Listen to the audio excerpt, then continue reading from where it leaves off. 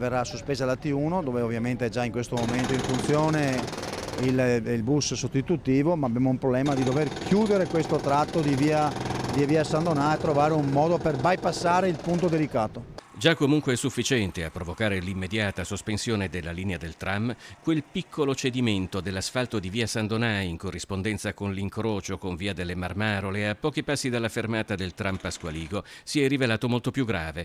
Le verifiche seguenti hanno scoperto una situazione tutt'altro che rassicurante. Sotto quell'asfalto c'è il vuoto. E da sotto si vede in maniera eloquente un'enorme voragine. Purtroppo questa voragine va da destra a sinistra del sedime stradale e ci imporrà una scelta di chiusura anche della strada oltre che del tram finché non troviamo la soluzione del problema. È un momento difficile dal punto di vista di viabilità, questo non lo posso nascondere, speriamo adesso di trovare la soluzione sia per la viabilità ma anche per capire la ragione di questa voragine. La presenza stessa del tram testimonia l'importanza strategica di via San Donà nella viabilità comunale, arteria basilare della circolazione tra Carpenedo e Favaro.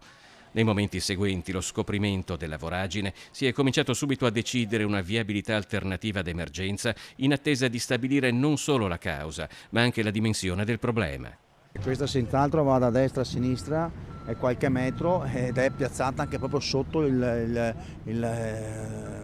dove corre la famosa piattaforma dove corre il tram, che ovviamente non è proprio una cosa